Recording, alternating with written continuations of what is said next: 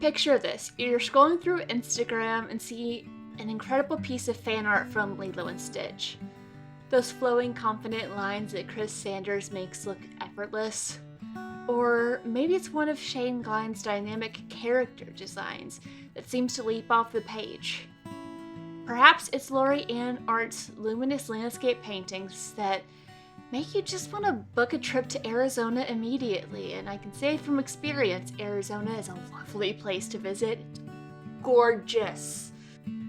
Or one of Kim Jung-ji's mind-bending perspective drawings that seem to pour directly from his imagination onto paper. Because who doesn't love contemplating a good perspective drawing and trying to figure out how or what? And that little voice in your head whispers the same thing it always does. I could never do that. I just don't have the talent. My co-host must have been reading my mind when he wrote this. Because, oh boy, if I had that in my head a lot when it comes to art and drawing. There's a reason that most of my drawings come from middle school.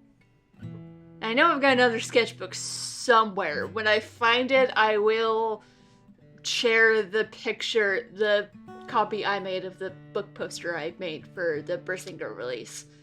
Because it was really cool and I was really proud of it. Getting back on topic, today we're going to dismantle that lie and every other myth that keeps us from just picking up a pencil. Well, mostly me, from picking up a pencil. Watson doesn't have an issue with this. Because art is good for the soul. Or whatever deep programming engine of doom that actually fuels me.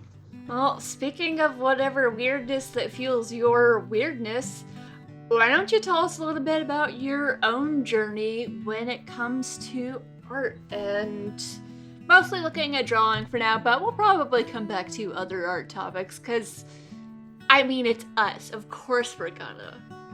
Especially if we ever find, like, a particularly unique or kind of weird topic, we can't not cover it. We have to. Exactly, and initially I had planned to do kind of more of a wider casted net of topics for this, but I realized that, you know what, we could actually have a lot of fun just kind of starting with the basics of drawing and what goes into that, and then expand on other mediums as we continue. So, from a personal context, I want to talk about the academic trap. So, way back in the day when I used to have faith in humanity, I used to draw constantly. Sketchbooks upon sketchbooks, and occasionally walls that I may or may not have been allowed to draw on were filled with characters, environment. Allegedly. Yes, allegedly. Characters, environments, anything that caught my imagination. Then I entered the University Fine Arts program and something strange happened. The joy of art systematically was drained away, and I had other words for this first, but drained is the nicest one I could come up with. Suddenly, it's this idea of drawing became about serious art, and it became about concepts that I honestly couldn't connect with. I'm one of those artists who, when I initially kind of went to university, I figured, you know what? This would be a great place to actually learn about techniques and how to refine the skills that I came in with. Yeah, it turns out I didn't read the fine print. So this became a drain about concepts that I could not connect with for the life of me. And it was less about the techniques that I came in with, and instead the techniques that were imposed upon me by university, and resulted in this really bad disconnect from what actually drew me to art.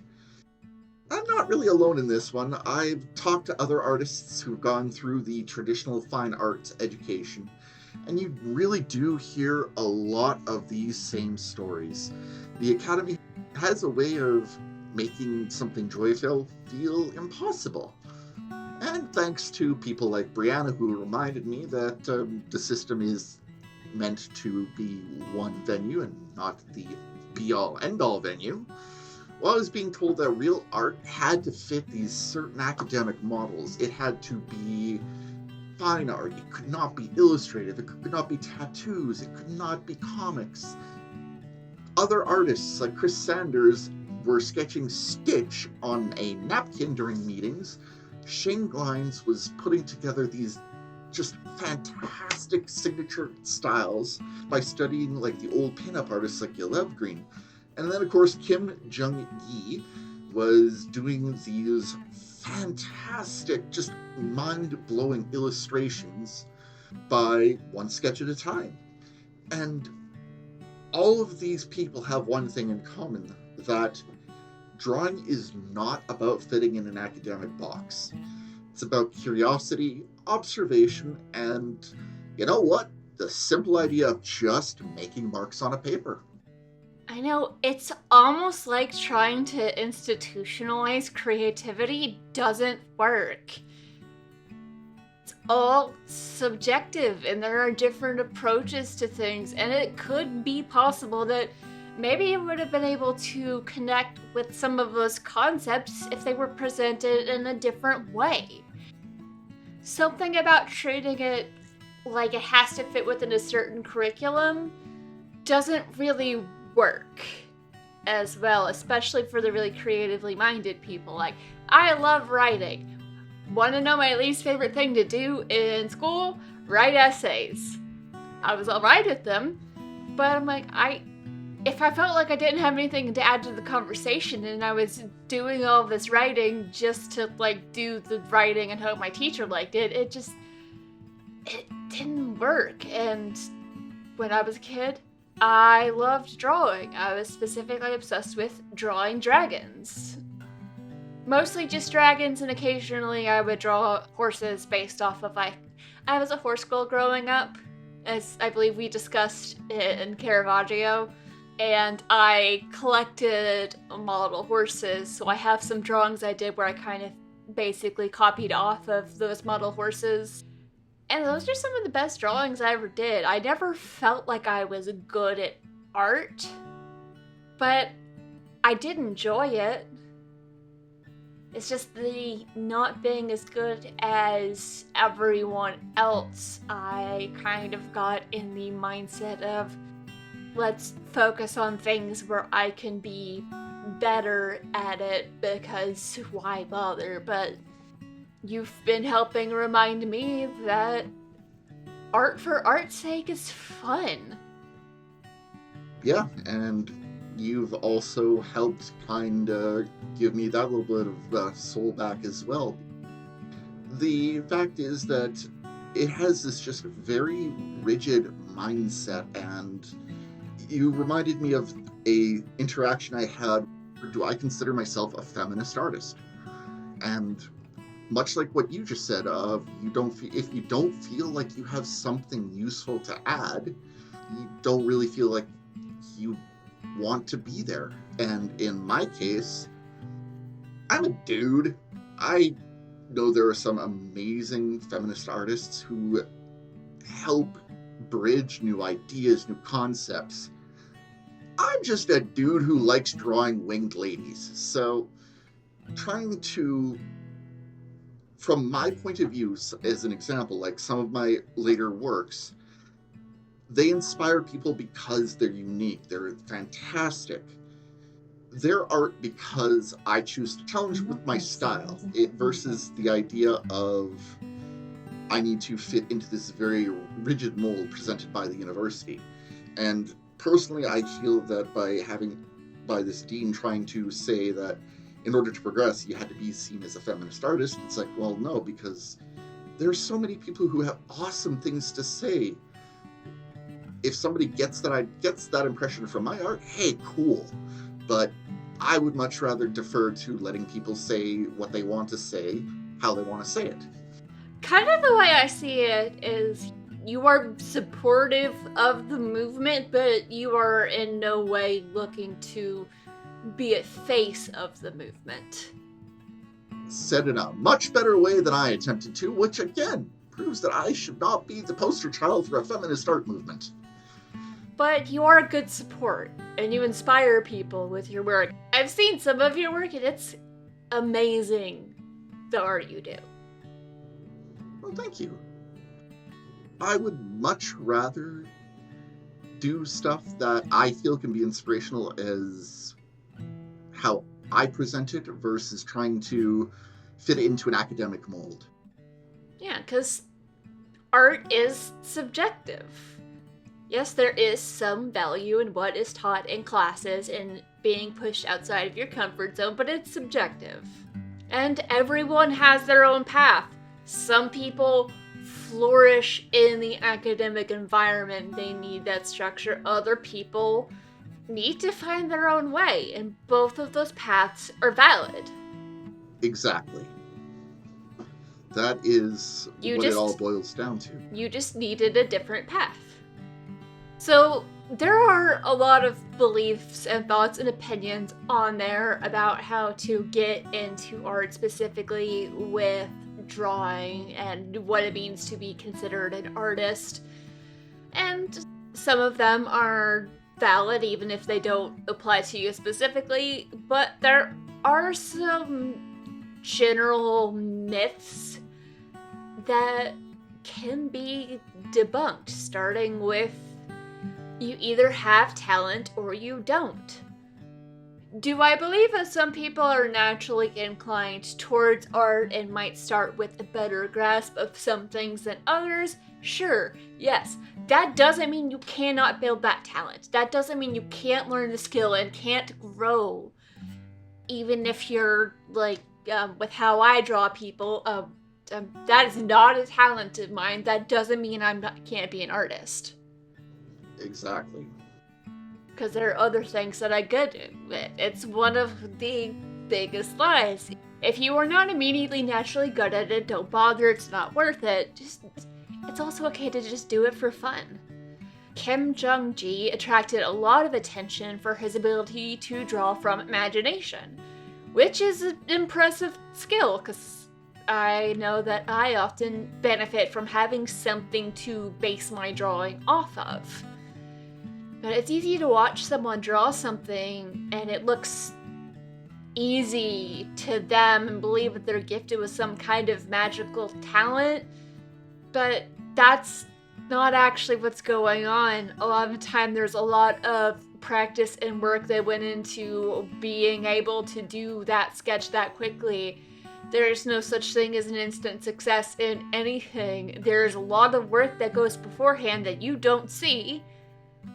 And then it just clicks. And then something happens, the stars align, and things take off from there.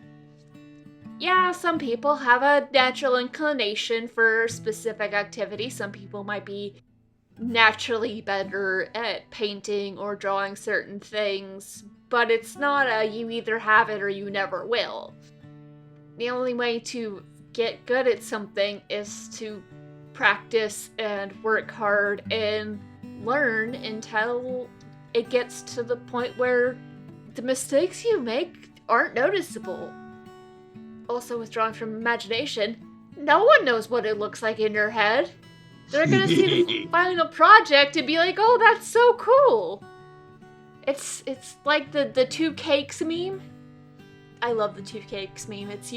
Someone made this little cake and they're like, oh, it's not as cool as that cake. I wanted to do something more like that cake. And then there's another person comes along and is like, holy crap, 2 cakes! I have never heard of that. Have you not seen that meme? No. How have you never seen the... Okay, I'll find it to send it to you later. Remember, when my people dropped me off on your planet, I still kind of think it was the Invader Zim theory of, well, you know what, we can at least get rid of Watson on this planet. Yeah, there's worse planets that could have dropped you off on. But what can you tell us about the reality of Kim Jung-gi's work? He is considered one of the most, and this is based on some of my research for this particular show, is a lot of people have considered him a naturally gifted artist, and he didn't draw from the imagination at all. What he did do beautifully was not drawing from imagination. No. What he did was drawing from his memory. Since he was a child, drawing over and over the same things, he starts building up in his own brain one of these great visual libraries. And I really hate quoting this particular piece, but it is said by Jake from Adventure Time. Sucking at something is the first step at being awesome at something. It's not wrong. I've heard other iterations of quotes like that. It's you have to do a bunch of bad drafts before you make good ones, and that's okay. Even the best sucked when they started. I still think I do. Well, yeah, that's another part of being an artist, is you doubt the quality of your own work until your friends have to follow you around with a spray bottle and say, no, bad Watson. I do appreciate that you went from the spray bottle instead of the cattle prod. That left a buzzy feeling. Kim Jung-ji's skill, even during his mandatory military service, he would draw in his mind to remember all the objects and situations he had seen. That is not talent, that is putting in obsessive amount of practice and visual note-taking. This dude put the wrench time in and then some.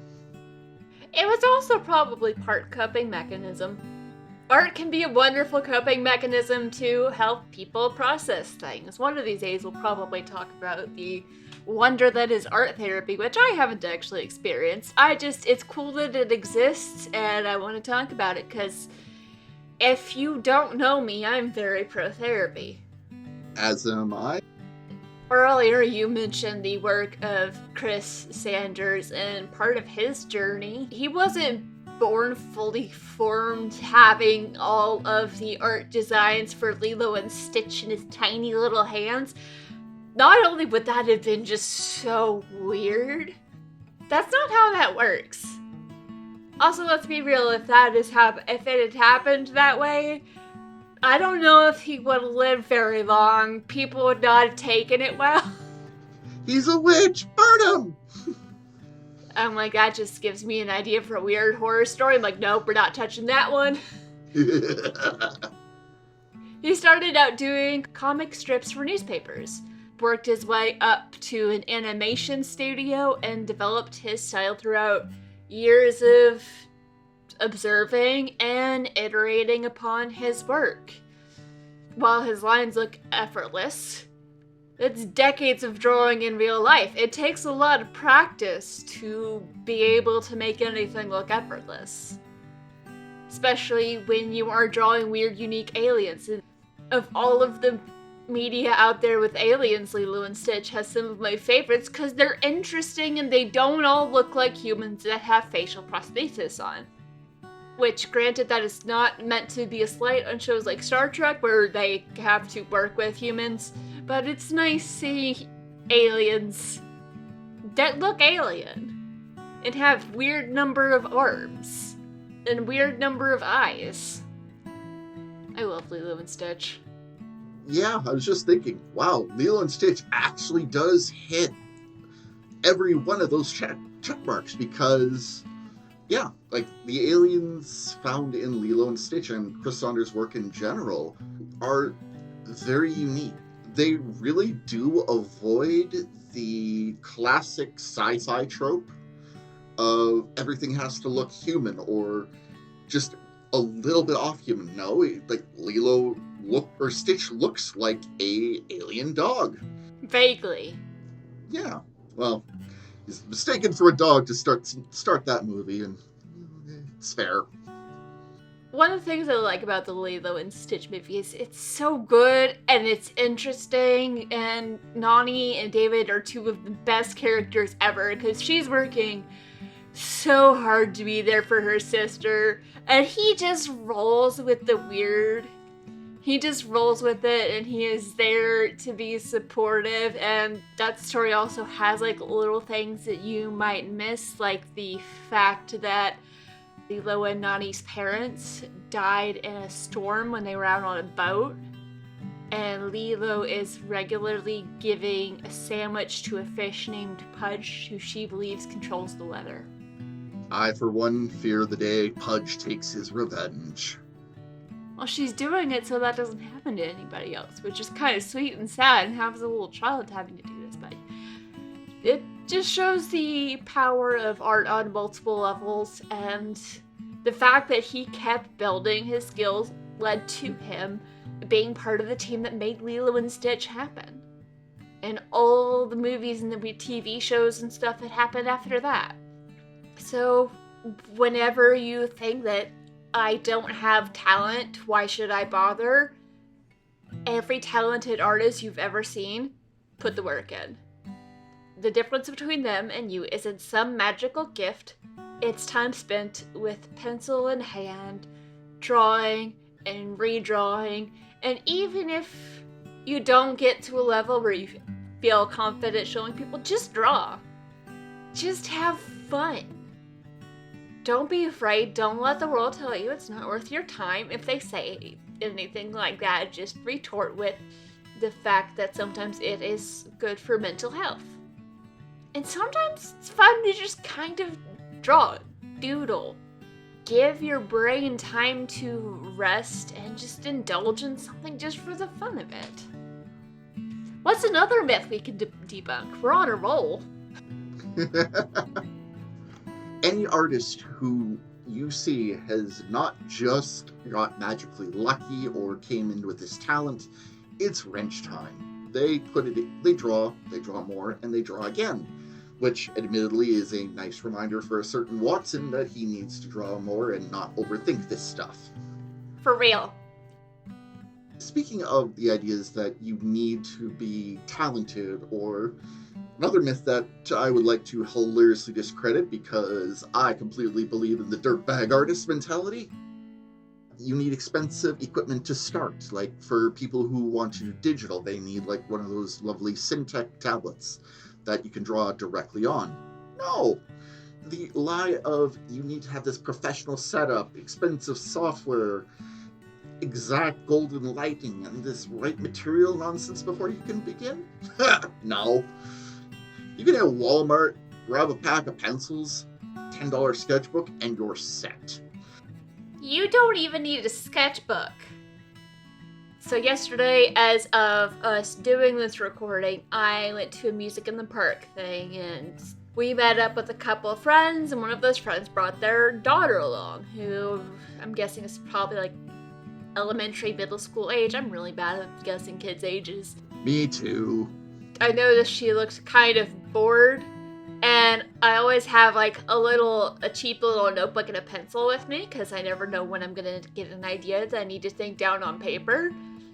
I just noticed she was bored and said, "Hey, do you like to draw?" And I just tossed her my notebook and a pencil. It was just this tiny little like 50-cent lined notebook and a mechanical pencil that I got in a pack that I probably paid $2 for. Part of what she drew was the Dallas skyline. Cool. And she did a really good job. I would show it off, but I strongly encouraged her to keep her drawings because Excellent. Those are special ones. You don't need anything fancy, and for doing digital art, there's a program called GIMP. It's a pretty solid program. I'll probably share a picture of this when we drop the episode, but my profile picture in Discord is something I drew myself in GIMP, which is free. I basically just traced over a photograph of myself. And voila, that makes you an artist. Yay! I count. You always counted. Ah! So do you, and if I catch you questioning your abilities on any of this, I'm coming for you, Watson.